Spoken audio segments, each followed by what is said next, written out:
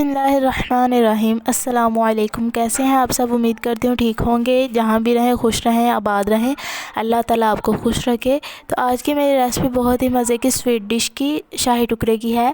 तो आप लोग इस वीडियो को फुल वॉच कीजिएगा, कोई स्टेप मिस ना कीजिएगा। तो चले आइए शाही टुकड़े बनाना शुरू करते हैं। इस स्वीट डिश के लिए मैंने इस तरह से 1 किलो दूध ले लिया है, प्यारी सी कढ़ाई में डाल दिया है। अब मैं इसको लो फ्लेम पर उबाल आने के लिए रख दूँगी और साथ ही मैं दूसरा स्टेप शुरू करूँगी। आप लोग भी देखते जाइएगा और इसको फुल वॉच कीजिएगा, कोई स्टेप मिस ना कीजिएगा। आप लोग देख सकते हैं ये मैंने इस तरह से ले लिए हैं 4 अदद ब्रेड।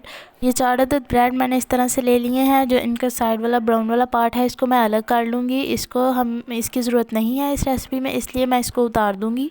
और मैं आप लोगों को बताती चलूँ कि ये जो ब्राउन पार्ट है अलग से ब्रेड पे, इसके आप लोग फेंकिएगा ना, या फिर खा लें, या फिर इसका ब्रेड क्रम्स बना के अपने पास से सेव कर लें।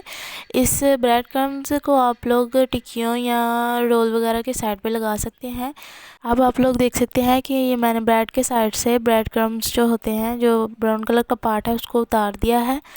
अब आप लोग देख सकते हैं ये मैं इस तरह से एक ब्रेड लूँगी और 4 स्लाइसेस में उसको एक ब्रेड को काट लूँगी इस तरह से। और इस तरह से जो सारे 4 ब्रेड हैं उनको 4-4 पीसेस में काटूँगी, यानी एक पीस लेने के बाद इस तरह से उसके 4 पीस करूँगी। तो ये हमारे पास काफ़ी ज़्यादा जो है तैयार हो जाएंगे। इस तरह से आप लोग देख सकते हैं ये मैंने सारे काट लिए हैं। आप लोग भी इस तरह से काट लें कैंची या छुरी की मदद से। दूध के अंदर कस्टर्ड डालने के लिए मैं इस तरह से एक कोली लूँगी प्यारी सी, उसके अंदर कस्टर्ड ऐड करूँगी। ये मैं 2 बड़े चम्मच कस्टर्ड के ऐड करने लगी हूँ। और उसके बाद मैं इसके अंदर पानी ऐड करूँगी। आप लोग देख सकते हैं पानी की मिकदार इस तरह से ज़्यादा ना हो, इस तरह से इतनी सी 2 चम्मच ही पानी ऐड करने के बाद इस तरह से चम्मच की मदद से इसको मिक्स कर लेंगे।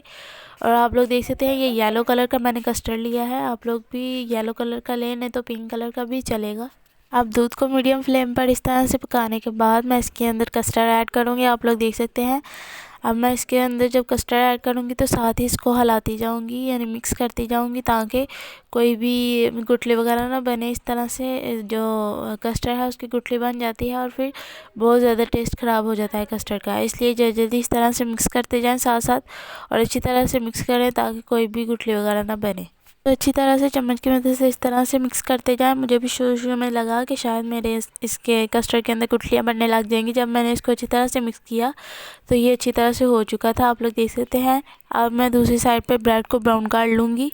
मैंने ब्रेड को ब्राउन करने के लिए इधर फ्राई पैन की मदद से किया है। आप लोग चाहे तो तवे के ऊपर भी कर सकते हैं। इस तरह से फ्राई पैन के ऊपर घी लगा ले। तो मैंने इस तरह से घी यूज़ किया। आप लोग ऑयल भी यूज़ कर सकते हैं। घी के गर्म होने के बाद मैं इसके अंदर इस तरह से ब्रेड के स्लाइसेस रखूँगी। और मैंने शुरू में इस तरह से आप लोग देख सकते हैं रखिए, और फिर इनको एक साइड ब्राउन होने के बाद इस तरह से दूसरी साइड चेंज कर लें। इन सब की साइड चेंज कर लें, और इस तरह से जब ये हो जाए तो इनको अलग से प्लेट में निकाल लें।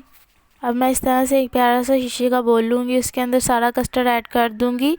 आप लोग भी इस तरह से ले लें, नहीं तो जो आपको इजीली मिले उसके अंदर इस तरह से सारा कस्टर्ड ऐड करने के बाद इस तरह से जो हमने ब्रेड क्रम्स किए थे ब्राउन, उनको इस तरह से बारी बारी ऊपर रख लेंगे। ये सारे ब्रेड के स्लाइसेस के ऊपर रखने के बाद इसको तकरीबन आधे घंटे के लिए फ्रिज में रखें, और जब फिर आप इसे निकालेंगे तो बहुत ही मज़ेदार सा शीर खुरमा बनकर रेडी हो जाएगा। जी तो दोस्तों, आज की मेरी रेसिपी शीर खुरमे की बिल्कुल तैयार है। आप लोग भी इस रेसिपी को ज़रूर ट्राई कीजिएगा और मुझे फ़ीडबैक देना मत भूलिएगा, और मुझे अपनी ख़ास दुआ में याद रखिएगा। और मेरे चैनल को इस तरह की मज़ीद वीडियो देखने के लिए ज़रूर सब्सक्राइब कर दें। मैं आप लोगों को मिलूँगी अगली रेसिपी में। तब तक के लिए दीजिए इजाज़त। अल्लाह हाफिज़।